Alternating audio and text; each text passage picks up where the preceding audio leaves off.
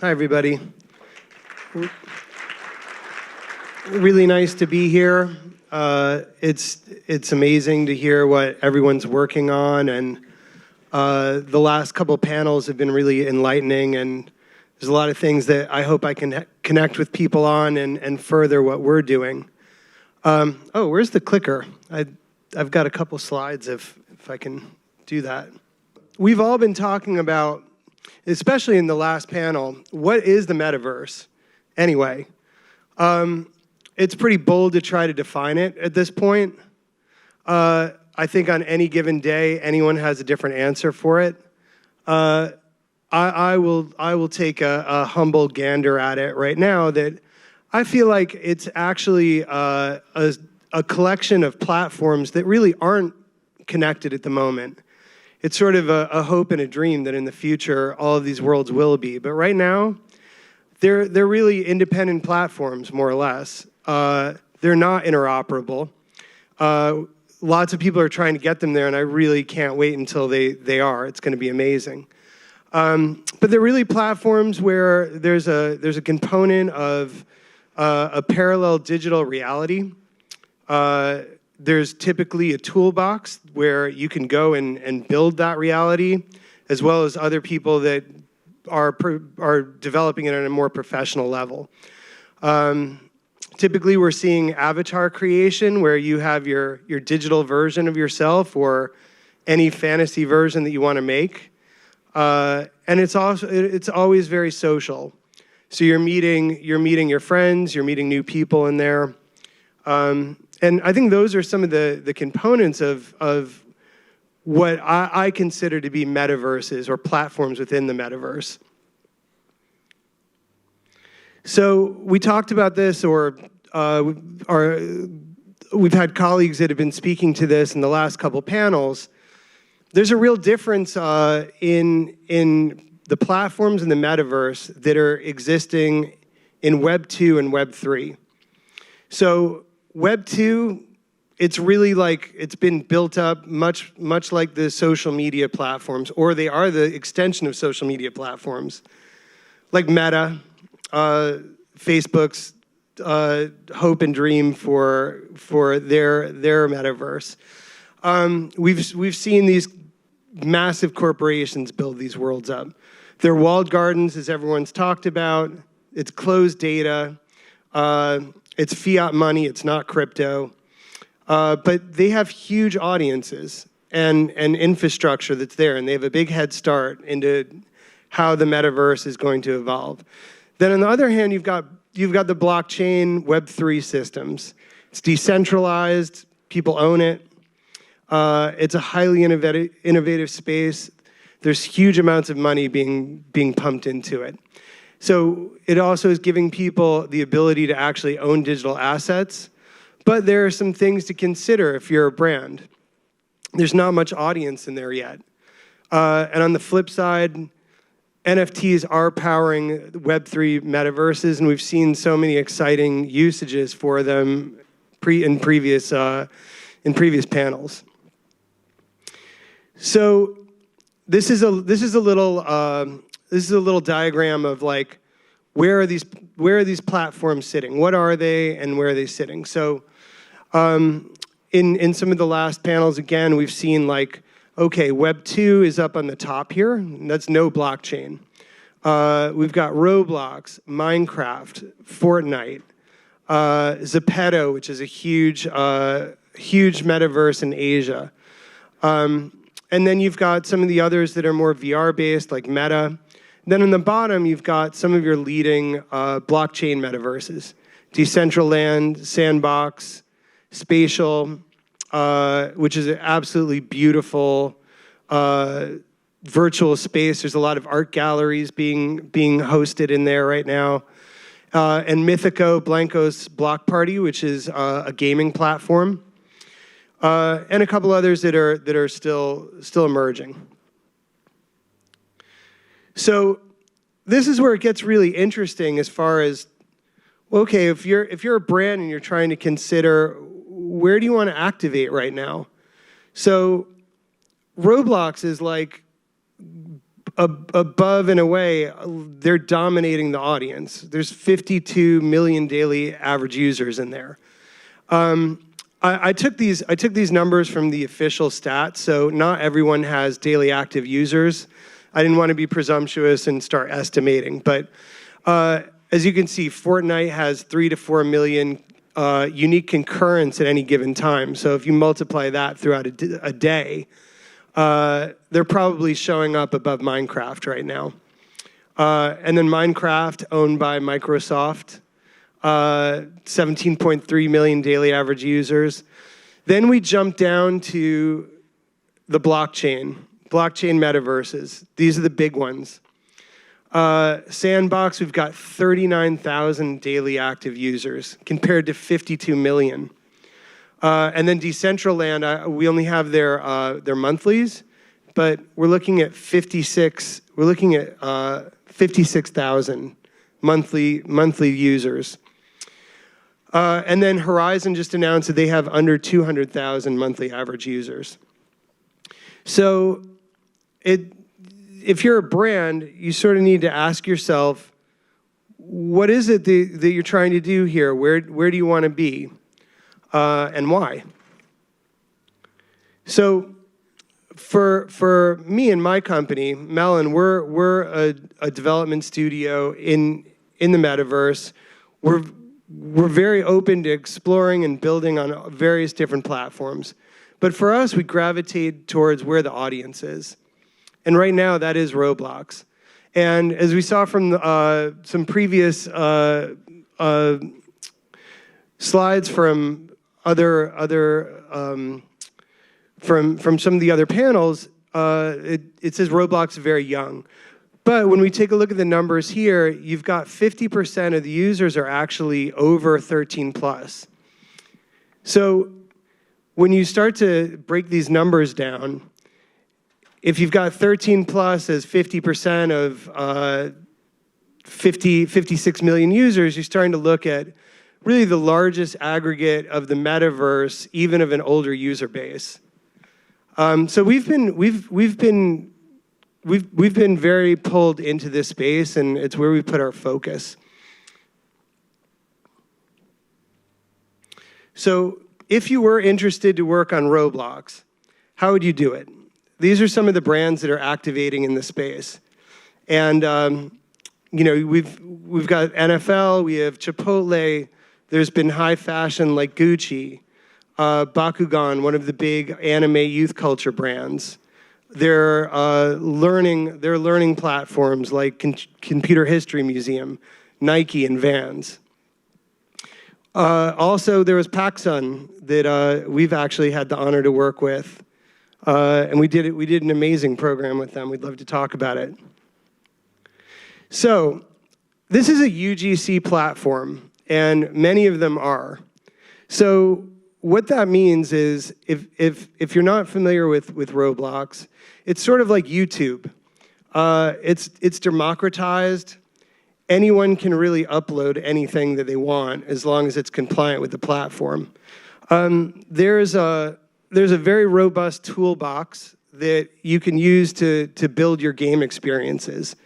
So unlike Fortnite, which is a single game experience, this is a totally open world. So people are taking this platform and basically coming up with whatever creative idea they can, manipulating the toolbox.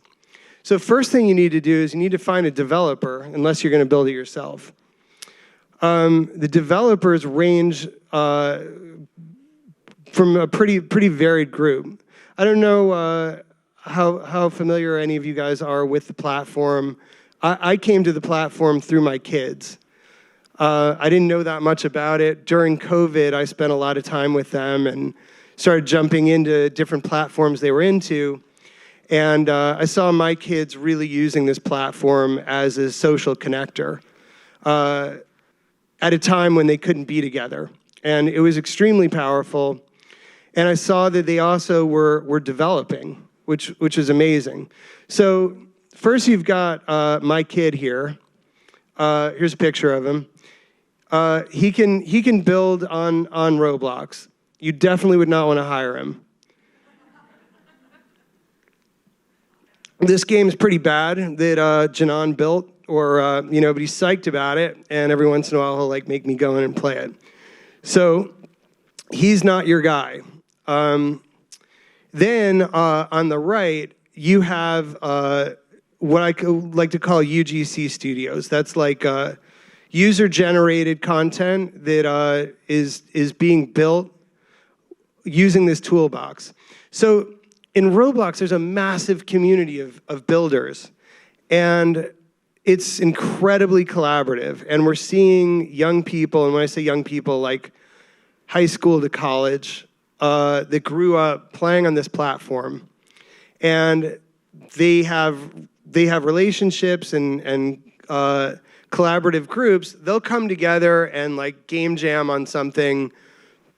They might spend anywhere from 2 weeks to a couple months building a game for themselves. This is where the biggest games on the platform have come from to date, and some of them are staggeringly large. And we'll talk about some of the reach in a little while. But the biggest game on the platform now is called Adopt Me, and it has 40 billion visits. And at the time of this conference right now, there's 150,000 unique concurrents just in that game. And that's kind of low. We can see a game like that spike up to 500,000 unique concurrents. So when you start to look at Roblox as a metaverse, and you take 500,000 unique concurrents in one game, it's kind of more than what is all of the metaverse platforms in Web3 combined right now, by like a multiple. So it's an interesting thing to sort of try to start to figure out where you want to play. So continuing through that path, it's possible that you could connect with some of these young studios, but you're kind of dealing with the potential of, well, do you guys have are you incorporated? Can I actually do a deal with you? Are you going to be able to deliver on time for this key campaign moment that we have? So what you will find is there are a number of companies like ours, like Melon. We're a professional development studio and agency. We're staffed up with account management systems through the line with full-scale development. And there are a couple companies like us, and you can either, we're all really easy to track down, or you can reach out to Roblox, and they have their own brand team, and they're very happy to try to match brands up with studios. So okay, you've found your developer. Now what's going to happen? So what should you expect if you're going to get into this space? And this process isn't dissimilar to if we were going to work with you on Roblox or on Sandbox or Fortnite, which does have some open creative modes where you can do branded activations. I would note that in a platform like Fortnite, the audience is amazing in there, and I would highly recommend looking at that to activate in as well. However, you do have to get a lot of permission from the platform. It's a much different process. So what you should expect from working with a development studio as your partner is starting off with strategy and asking some of the questions that we're talking about today. What are you hoping to accomplish? What do you consider your ROI, your KPIs? You certainly would want to ask, like, what are your capabilities in actually providing account management? And then once you've landed on what this strategy is, you're gonna see your studio move into the development process. And that's going to take you from launch all the way through what's called live ops. So live ops is something that happens after a game is released. So we do all this work together, to get to a place where, all right, we've worked for months and months to come up with a strategy, our creative. Now it's time to put this thing out. And there's a lot that goes into that. And we'll talk about marketing in a little bit as well. But you also need to consider, well, what happens like 30 days later when this experience is not so fresh? So hopefully you've also contemplated a longer term strategy. Strategically, how you should be looking at some of these platforms and how you want to activate is really making these programs a part of your year-over-year 360 brand campaign. These are social platforms.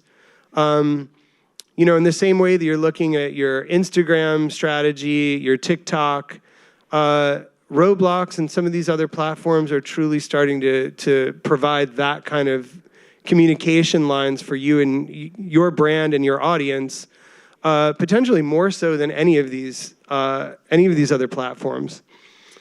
In fact, people are actually engaging. The people that are on Roblox are on there way more than all of these other platforms, including YouTube, Instagram, TikTok. They spend more time on Roblox than all of those combined. So add it to your social calendars. Think about how you're going to advertise and drive traffic into your experience and make it a part of your digital landscape. And also plan ahead. These activations take time. It takes a while to even figure out what you're going to do, and then you've actually got to have a team to pull it together. So I'm going to talk about a couple different ways that you can bring your brand to life on the platform. So many of you are looking after brands that have amazing partnerships. And you also have key product releases. So creating an event in the metaverse, in this virtual space, is an incredible way to reach an audience. It's really like a tentpole moment. So if you have a new product coming out or a partnership with film, TV, if you're announcing like your next line of music, artist partnerships, athletes, influencers tied to your brand, you can bring that to life in these worlds. And obviously you're getting into business with these people to ignite the conversation around your brand and drive traffic. So this is a great way to bring all of that together. It's a high volume kind of experience. It's much more short-term events. On Roblox, we typically see an experience will open up for about a week, and then on that weekend, let's say it's a music experience, there'll be we'll do a virtual concert in conjunction with your brand, and we might see upwards to 30 million visits over the course of that weekend. We're creating mini games related to your brand. We are creating virtual goods and avatar skins, all related to your brand and tied in with whatever experience we're creating. So I wanted to walk through some of the real-life examples of what we've done with a couple different brands. Chipotle, we've done 3 different events over the last 18 months. They're a brand that's very in touch with their identity. They are always pushing the boundary of what can be done in these platforms and in the metaverse. So they came to us in 2021 at the height of COVID, and they were like, well, we normally do this burrito experience, sort of painful word to say, which is a burrito giveaway that they do every year. They typically ask people to come dressed up as a burrito, walk into their store, and then they'll give you a free burrito. In this case, they said, well, is there any way that we could create a similar experience in the metaverse, in Roblox? So we created a world where it was a haunted maze where you had to go and collect various Chipotle-inspired product. You got a chance to meet some of the Chipotle IP characters. and we released a line of limited edition virtual goods. When you completed that, we actually created some proprietary technology to deliver unique redemption codes to all of the users that completed that experience. This allowed the user to actually take that code, go to the Chipotle mobile app, and interact with it. And in turn, Chipotle would actually give you a free burrito if you came into the store. They gave away 30,000 burritos over the course of the event was open for 5 weeks, but the main giveaway was over a weekend, and they saw almost 10 million people come through there.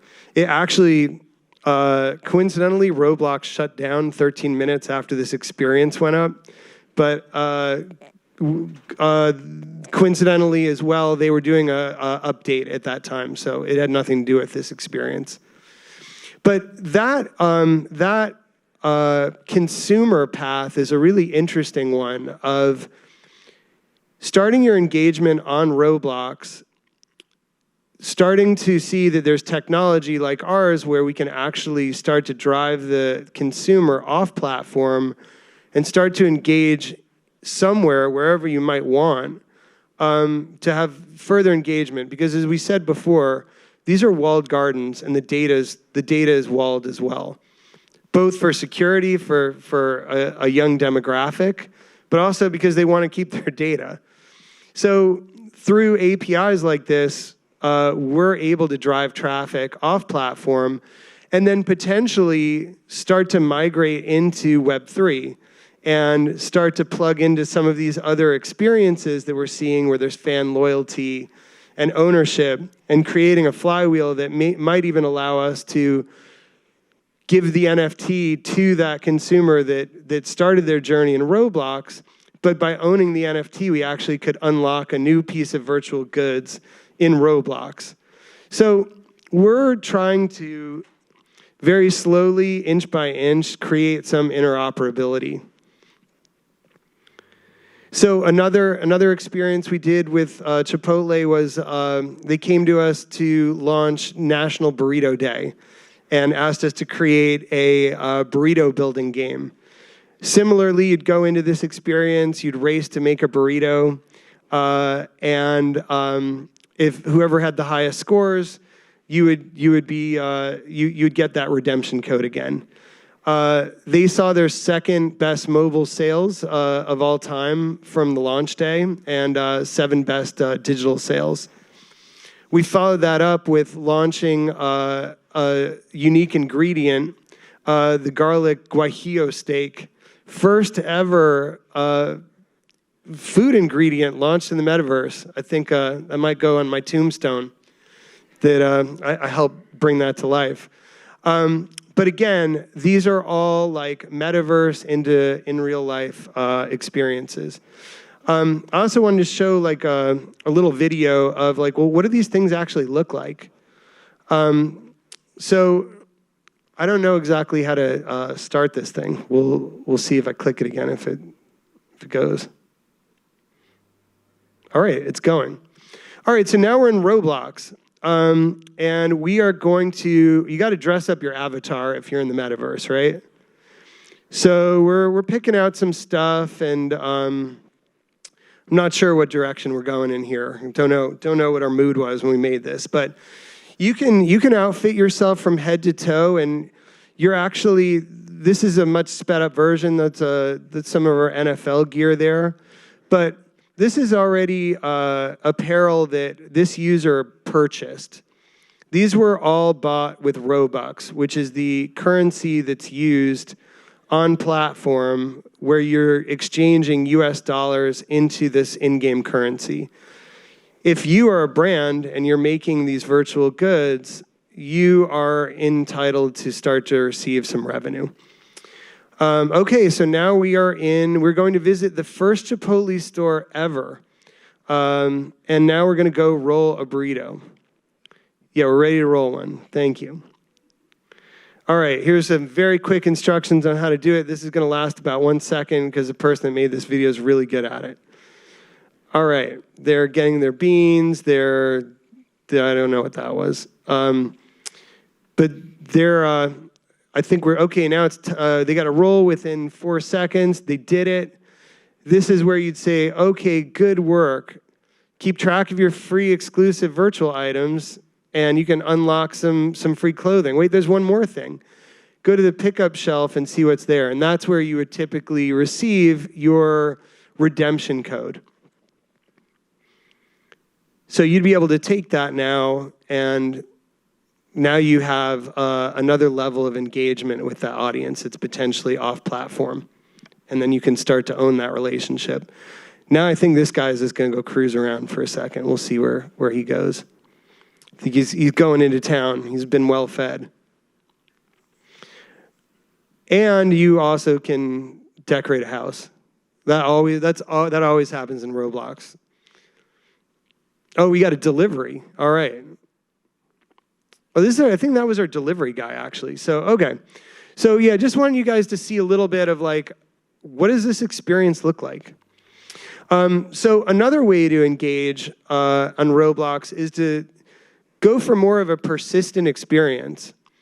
That's like an always-on world where you're going to use this platform year on year, hopefully, continue to keep it updated, build with it. It's really like the most powerful way to build your attention over time. And if you can create a successful game, you're going to get the highest community engagement. There's also a greater chance of revenue potential.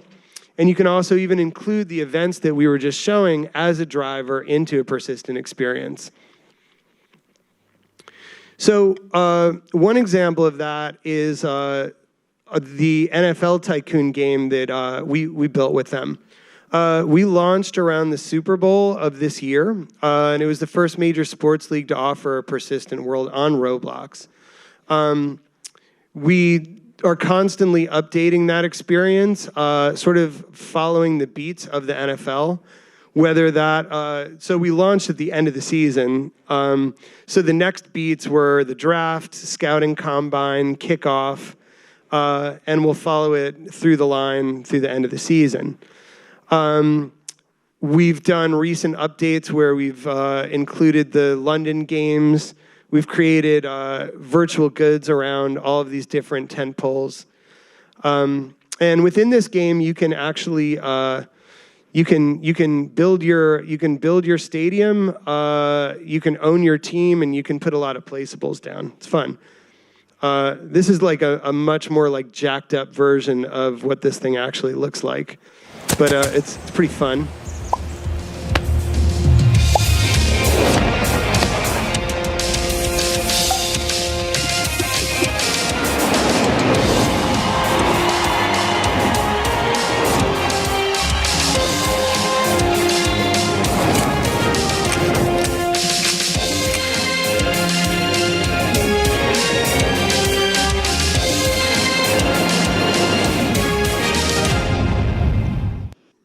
Cool. All right. So that's a little bit of what we've done with the NFL, and that also has included a store launch with that also includes a store launch with Fanatics. We've built product lines out with all 32 teams, and we're constantly sharing the assets with all of the teams. We're very collaborative with how we build everything with the NFL and try to not only build the world, but create all of the assets they need for their social channels and other promotional outlets. So I'm going to talk about another type of experience. This is less branded in the traditional sense, but I did want you to see like another potential that might just spark some ideas. So this was something that was extremely close to our hearts. We were approached by the family of Joaquin Oliver and his parents Manuel and Patricia Joaquin was shot and killed. He's a 17-year-old who was killed in the Parkland shooting. Manuel and Patricia lost their child on that day and really have dedicated their lives to trying to change the gun safety referendum. They're pretty radical. They're out there 364 days of the year fighting. But on their son's birthday, they always would throw a giant block party to celebrate their kid's life. And so they came to us and they said, is there any way that we could throw this block party in the metaverse? Could we do this in Roblox? And could we bring all of these kids together? And even more powerful, they said, we want all of these kids to meet our son, which I really was taken aback by it, but if that was their request, we were all for it. So we jumped on the opportunity to actually do something like this, and we built a world out that was this block party. We engaged with Shepard Fairey, the iconic street artist, to get his artwork so that we could incorporate it into this experience. Joaquin loved basketball, so we built an awesome hoops game. We built a spray painting game with Shepard Fairey. And Joaquin also loved hip hop. And we got the Florida rapper Denzel Curry to also allow us to build an experience of him performing in the game. So we had, it was the first ever social change experience in the metaverse. First time gun safety was addressed in the platform.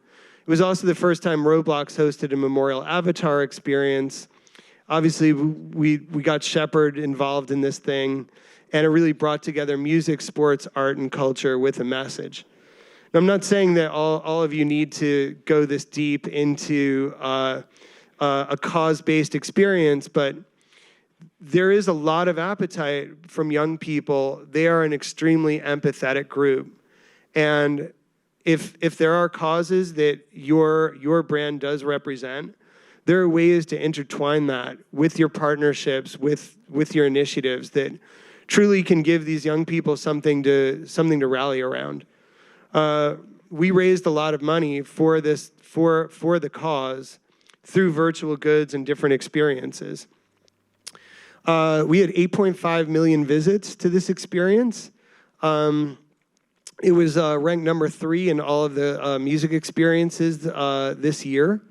And some of the crazy stats in here, we had 1.2 billion baskets were thrown in this basketball game. We had a virtual pet. We had a virtual pet dog you could get that was claimed 2.3 million times. And some of these, and then there were a lot of influencers that went in and actually filmed in this space, which is wonderful. We saw YouTube videos racking up to almost 2 million views, and influencers around the world were covering it. So the other way that you can engage on the Roblox platform, and sometimes considering others, is you can actually integrate into existing games. So remember when I was talking about Adopt Me, that has, did I say 40 billion visits? It has 80. Kind of crazy. So these are a couple brands that have recently done that type of an activation. You can activate within an existing game that has an existing audience already. You can build virtual goods, or you can build some experiences that are native to that game that are branded. It's a really sometimes much more easy access point for your brand to enter the space, and you can get a lot of traffic that way. You also, if you own your own experience, you can actually drive the traffic from that game. You can portal it into your own game. So it's almost like a media buy onto another platform to drive your own media. So a couple examples of this you can see here. Walmart recently launched. They built their own game experience. but they need to drive some traffic. So they activated in a game called Livetopia, and it's sort of a neighborhood world. Within that, you can see the Walmart store. This is very native to Livetopia. That game has 2.6 billion visits to date, and right before I got on stage, I grabbed the numbers. It was 40,000 active concurrents. And then we just talked about Minions, brilliant, unbelievable marketing across the board. I loved everything they did, from their Mr. Beast collaborations to this one where they actually made an egg that you could get your hands on and adopt me that would hatch into a baby minion. Who doesn't like that? So when you're engaging with an audience at that level, it's pretty wild. So how do you market? You made your game. It's awesome. It's going to be great. You've got 50 million plus people that are active on there today. We still have to do something to reach them. So some of the ways that are kind of tried and true here to drive traffic are the sponsored portals, like what we had talked about a minute ago. UGC influencers are incredibly important in this community.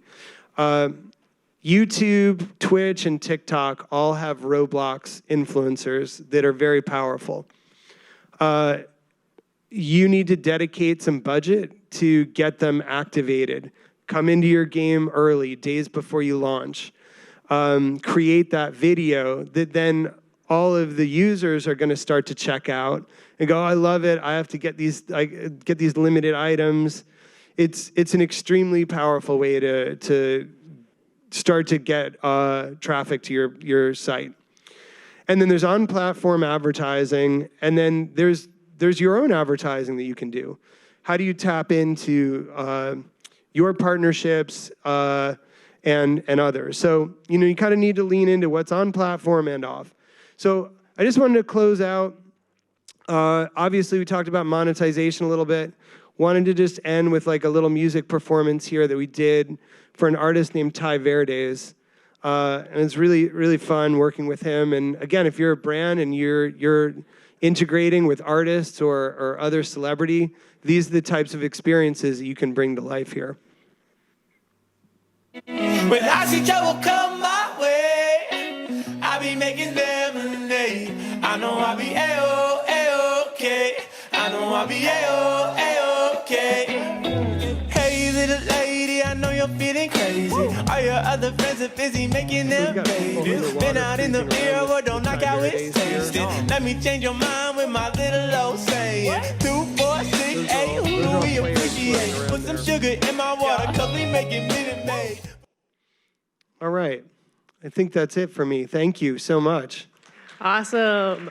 How many of you had an idea for your organization where you're like, oh my God, that'd be so cool if we could try something like this? Anybody have an idea that came up? Because here's what happens. He just shared some stuff that turned on your creativity energy. And if you were to follow that creativity energy down a path, it could be your next multi-million-dollar idea. But what often happens when you have a really amazing idea?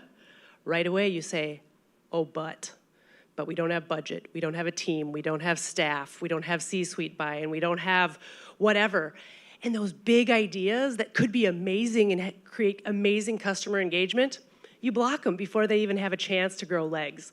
So when you feel that creativity energy just brewing in there, don't block yourself with the excuses, even if they're legitimate. How can you follow it? How can you take that first little step, get a little litmus test going so that you can make some of this headway in new ways that really truly is the future. So thank you so much. We're going to take a 10-minute break. Come on back in here. Thank you, Josh.